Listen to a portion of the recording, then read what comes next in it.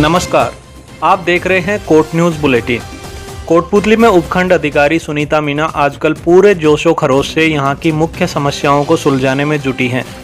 पिछले कई दिन से वे लगातार बाजारों में पैदल पैदल घूमकर अतिक्रमण करने वालों को चेता रही थी, लेकिन लोगों को उनकी काबिलियत पर शक था शायद, इसीलिए एसडीएम मैम को हल्के में ले रहे थे। लेकिन कल उनका रौद्र रूप भी लोगों ने देख लिया।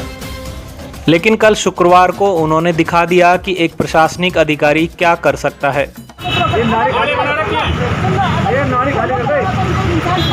गिरायक तो भीतर है, गिरायक तो भीतर खड़े हैं इसके।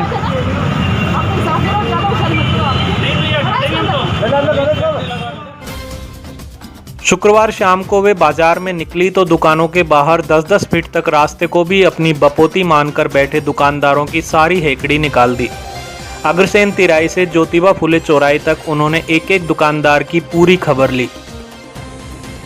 चौराहे से बस डिपो की तरफ उन्होंने सड़क पर फैलाकर रखे गए पाइपों और दूसरे सामान को हटवाया।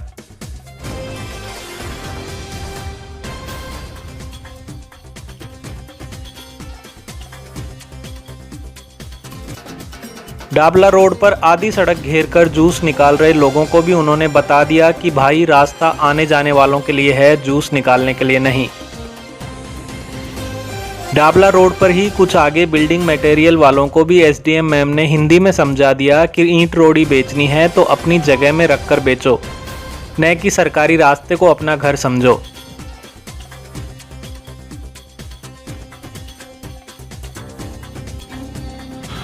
हालांकि इस दौरान कुछ दुकानदारों ने उलझने की कोशिश भी पूरी की। जो लोग अतिक्रमण करके खुद कानून तोड़ रहे हैं, वहीं लोग आरएएस परीक्षा पास करके और ट्रेनिंग लेकर आई उपखंड अधिकारी को भी ज्ञान पेलने लगे।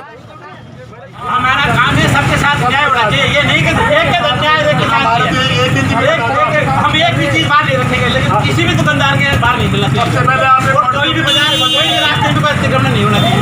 बिल्कुल ठीक करवाओ आप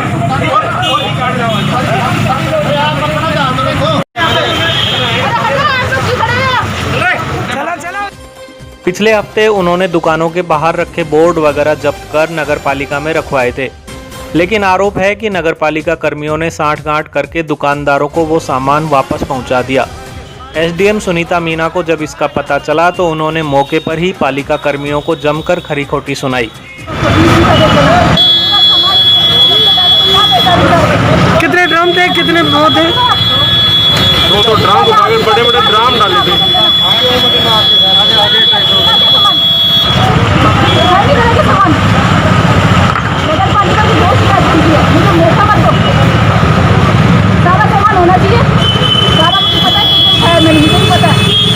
रिकॉर्ड भी है वो तो।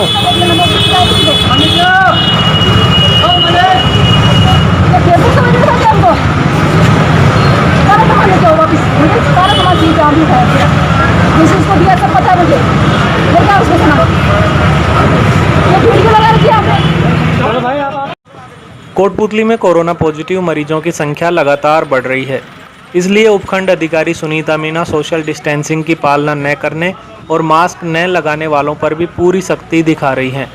ऐसे लोगों के मौके पर ही चालान काटे जा रहे हैं।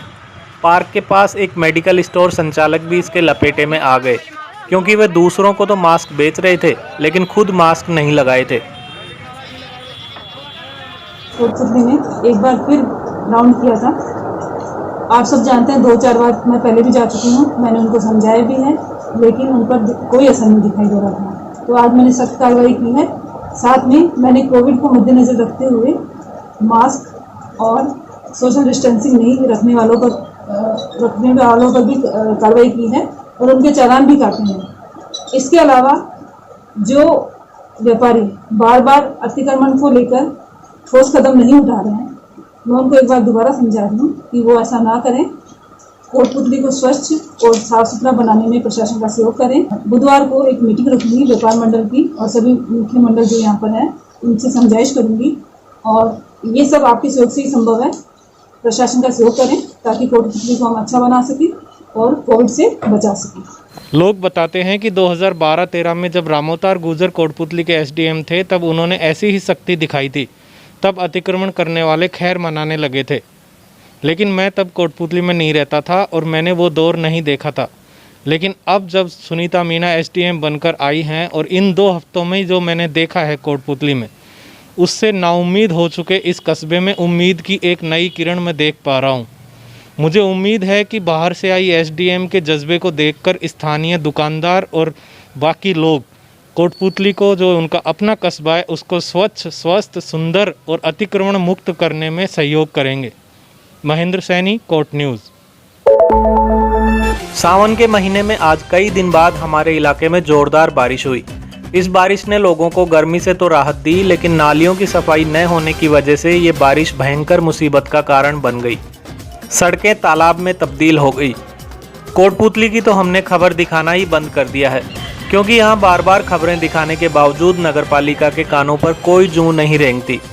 लेकिन अफसोस है कि पंचायतों के हाल भी ज़्यादा अच्छे नहीं हैं। गांव खड़ब में नालियां जाम होने की वजह से रास्तों में पानी भर गया। ग्रामीणों ने बताया कि पंचायत और सरपंच को बार बार बताने के बावजूद कभी नालियों को साफ नहीं कराया गया। मुसीबत ये है कि गंदा पानी इकट्ठा होकर घरों में भी घुस जाता है। इसलिए यहाँ के कई बाशिंदे तो बारिश न होने की सवामणी भी बोल देते हैं। कोटपुतली में कोरोना पॉजिटिव मिलने का सिलसिला लगातार जारी है। डीसीएमओ डॉक्टर रामनिवास यादव ने बताया कि आज भी कस्बे में कोरोना के 6 मरीज मिले हैं। इनमें से एक गौशाला रोड का, एक वार्ड नंबर 16, एक कुंज विहार, एक आदर्श नगर, एक शुक्लाबास और एक वार्ड नंबर 15 का रहने वाला है। इनमें से एक जयपुर के दुर्लभ जी अस्पताल में, एक RUHS में और एक BDM अस्पताल में भर्ती है, जबकि 3 लोगों को होम क्वारंटाइन किया गया है। जयपुर ग्रामीण SP शंकर दत्त शर्मा ने आज कोटपुतली का दौरा किया। वे मोरिजावाला धर्मशाला में बनाए गए क्वारंटाइन सेंटर में गए और पॉजिटिव आए पुलिसकर्मियों का हालचाल जाना। इसके अलावा शर्मा ने कोटपुतली थाने का निरीक्षण भी किया। आपको बता दें कि कल ही थाने के 19 पुलिसकर्मियों का टेस्ट पॉजिटिव आया था, जिसके बाद उन्हें क्वारंटाइन सेंटर भेजा गया। राजस्थान राज्य स्काउट व गाइड ने आज विश्व स्कार्फ दिवस मनाया। आज के दिन स्काउट और गाइड प्रतिज्ञा ली जाती है। इस मौके पर कोटपुतली ASP कार्यालय के बाहर स्काउट्स ने रंगोली बनाकर कोरोना से जन जागरूकता का संदेश दिया। CBEO सुभाष शर्मा और सचिव हंसराज यादव के नेतृत्व में ASP रामकुमार कसवा, DSP दिनेश यादव और थानाधिकारी फूलचंद शर्मा को स्कार्फ पहनाया गया। इस दौरान स्काउट मास्टर सीताराम गुप्ता, पप्पू यादव, शिवम मिश्रा, निकिता मिश्रा समेत अन्य स्काउट गाइड भी मौजूद थे। गांव पेजुका में चल रही क्रिकेट प्रतियोगिता का आज समापन हो गया। फाइनल मैच में पेजुका नांगड़ीवास ने टीम तुराना को 100 रन से हराकर ट्रॉफी जीत ली। विजेता टीम को 21,000 रुपये की राशि मिली। मनीष गुर्जर को मैन ऑफ द फाइनल, जबकि कृष्ण कुमार को मैन ऑफ द सीरीज चुना गया। मुख्य अतिथि मनोज चौधरी ने खिलाड़ियों को पुरस्कार भेंट किए।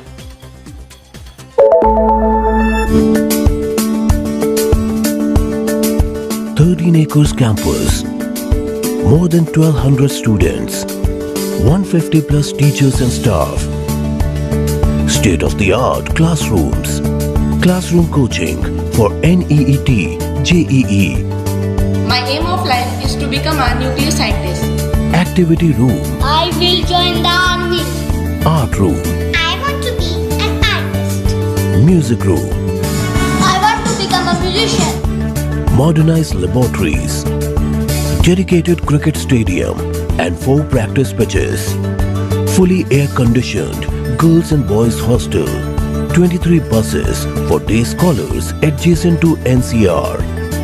We are the Rajasthan International School, Kotputli. Online admissions are open. Please visit www.therajasthanschool.edu.in.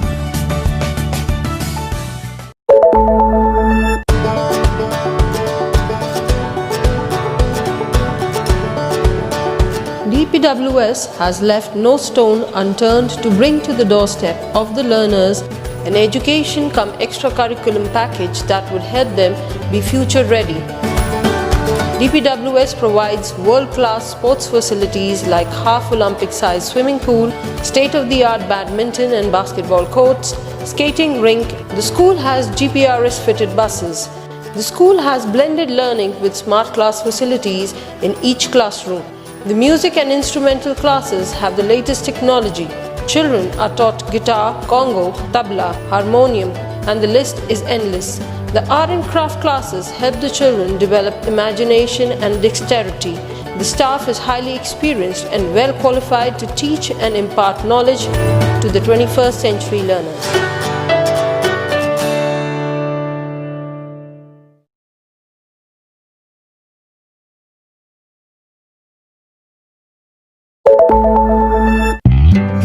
ताज़ा तरीन अपडेट्स के लिए हमारे फेसबुक पेज को लाइक और फॉलो कर लें। साथ ही यूट्यूब पर कोट न्यूज़ चैनल को सब्सक्राइब कर लें। वीडियो को लाइक करना भी न भूलें। फिलहाल के लिए इतना ही। नमस्कार।